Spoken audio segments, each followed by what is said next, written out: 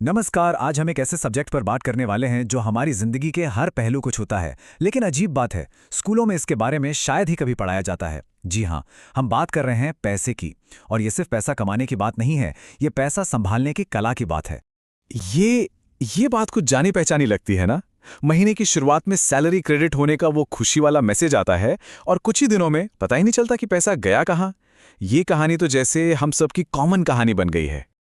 और फिर आता है कर्ज का वो चक्र।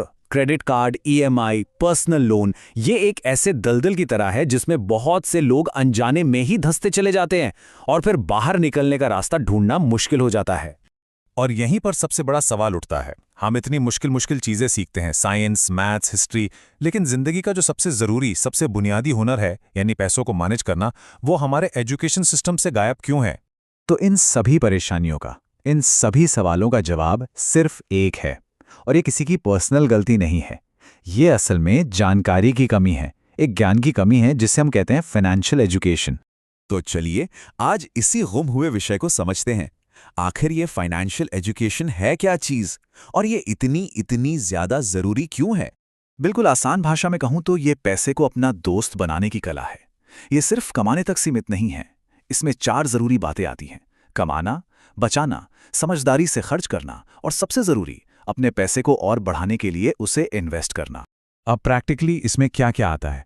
देखिए, इसमें आता है बजट बनाना, बचत करने को अपनी आदत बनाना, ये समझना कि कौन सा कर्ज अच्छा है और कौन सा बुरा, और अपने भविष्य को सुरक्षित करने के लिए इंश्योरेंस और एक इमरजेंसी फंड तैयार करना। और इसका जो मूल मंत्र है ना, वो बहुत ही पावरफुल है कि पैसा आपके लिए काम करना चाहिए, ना कि आप पैसे के लिए। ये सोच को पूरी तरह से बदल देने वाली बात है। यहाँ पैसा एक बोझ नहीं, बल्कि एक टूल बन जाता है, एक साधन। अब ये जो ज्ञान है ना, ये जिंदगी में दो बिल्कुल अलग अलग रास्ते बना देता है। एक रास्ता जाता है टेंशन और पैसे की तंगी की तरफ, और दूसरा रास्ता जाता है फाइनेंशियल फ्रीडम, यानी वित्तीय स्वतंत्रता की ओर। चलिए इन दोनों रास्तों पर एक नजर डालते हैं। फर्क एकदम साफ है। एक तरफ है वो जिंदगी जहां फाइनेंशियल एजुकेशन नहीं है। पैसा कब आता है, कब जाता है, पता ही नहीं चलता। लोग बुरे कर्ज में फंस जाते हैं और भविष्य हमेशा असुरक्षित और तनाव से भरा लगता है। और दूसरी तरफ है वो जिंदगी जहां ये शिक्षा है, जहां पैसा आपके कंट्रोल में होता है, कर्ज का इस्तेमाल समझदारी से होता है और कड़ी मेहनत के बाद भी गरीब नहीं रहते, बल्कि पैसा आपके लिए काम करता है। यह है फाइनेंशियल फ्रीडम का रास्ता। लेकिन अच्छी खबर यह है कि इस रास्ते पर चलना शुरू करना मुश्किल नहीं है। कोई भी आज से ही अपने फाइनेंशियल फ्यूचर को अपने हाथ में ले सकता है। चलिए देखते हैं एक सिंपल सा स्टार्टर प्लान। तो शुरुआत करने के लिए एक बहुत ही आसान सा लक्ष्य है। अपनी इनकम का, अपनी कमाई का कम से कम 20% बचाना। बस इतना।